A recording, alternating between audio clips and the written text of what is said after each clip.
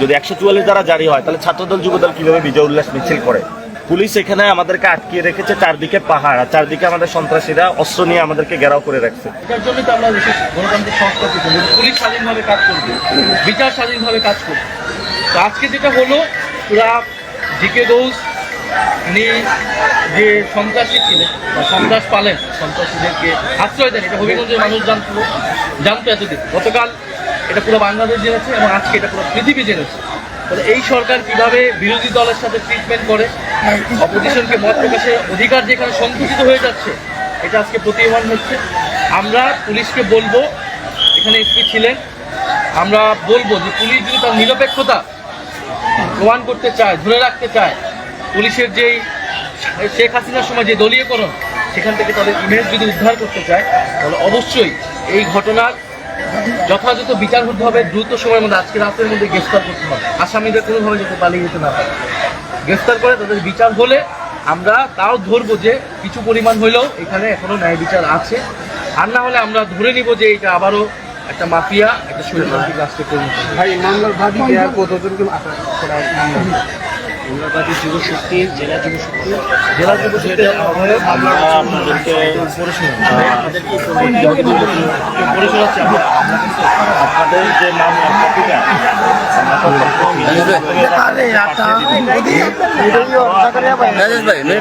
বাদী হলেন আহ্বায়ক জেলা যুবশক্তি হবিগঞ্জ। সাক্ষী হিসাবে আছেন মাহুল বাড়ি চৌধুরী মুবিন, যিনি আমাদের মিশনে পৌর মেয়র প্রার্থী। সদস্য সচিব জেলা এনসিপি, যার হাত ভেঙে দেওয়া হয়েছে। নাহিদুদ্দিন তারেক, কেন্দ্রীয় সংগঠক এনসিপি। নুরে আলম চৌধুরী, আহ্বায়ক জাতীয়। এবং হবিগঞ্জের আমরা 11 জনের যারা একদম ভিডিওতে ছিল তাদের নাম উল্লেখ করেছি এবং আরও 100 অজ্ঞাত উল্লেখ করেছি, কারণ সেখানে অনেকেই পরবর্তীতে হসপিটালে যাওয়ার সময় হামলায় অংশ নিয়েছে। প্রধান আসামিটাকে একটু বলেন, বুঝি নাই কতজন আসামি করছে? 11 জনের নাম উল্লেখ।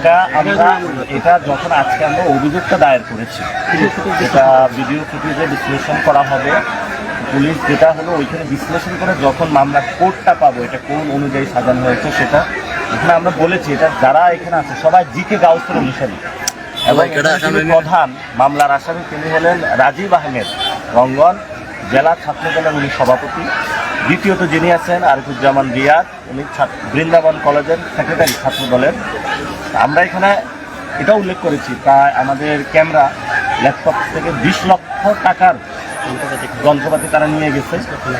5 লক্ষ টাকা নগদ গাড়িতে ছিল। 50 লাখ টাকার একটা গাড়ি ভাঙচুর চালিয়ে দিয়েছে, যেটা ঠিক করতে হবে। ঠিক করলে আমরা কিছু স্ক্র্যাচ করে দিচ্ছি ওরা। আর সেখানে যেভাবে উড়ে উড়ে তারা এসে সন্ত্রাসী হামলা করছে, এগুলো পুরো বাংলাদেশের মানুষ প্রত্যক্ষ করেছে, ভিডিও আছে। আমরা দেখবো তারেক রহমানের আসলে বাংলাদেশের বিচার প্রতিষ্ঠা সেই সদিচ্ছাটা আছে কিনা। এটা একটা টেস্ট কেস, সেই টেস্ট কেসে তারেক রহমান আশা করি যে পাস করবে। আমরা হবিগঞ্জে মামলা করবো, আমরা হবিগঞ্জে মামলা করেছি। ওইদিকে ছাত্রদল যুবদল বিজয় উল্লাস করছে। 144 দ্বারা যেটা, এটা সরকার হলে প্রশাসনকে নিজেদের দলীয় স্বার্থে ব্যবহার করলো। আমরা সরকারের কাছে জানাবো যদি 144 দ্বারা জারি হয় তাহলে ছাত্রদল যুবদল কিভাবে বিজয় উল্লাস মিছিল করে। তাহলে আমরা 144 দ্বারা যেখানে জারি হয়েছে সেখানেও আমাদেরকে যাইতে দেয় নাই। পুলিশ এখানে আমাদেরকে আটকিয়ে রেখেছে, চারদিকে পাহাড়, আর চারদিকে আমাদের সন্ত্রাসীরা অস্ত্র নিয়ে আমাদেরকে ঘেরাও করে রাখছে। আমরা এখানে মামলাটা অভিযোগ দায়ের করেছি, উনি বলছে রাতের মধ্যে আমাদেরকে জিআর কোডটা দিবে। তো আমাদের কিন্তু কর্মসূচি আগেই বলেছে যে ঠিক আছে, আমরা কর্মসূচি যেহেতু 144 দ্বারা জারি হয়েছে, কর্মসূচি আমাদের বিক্ষোভ মিছিল স্থগিত, তাহলে আমরা ওইখানে গিয়ে মামলাটা করব।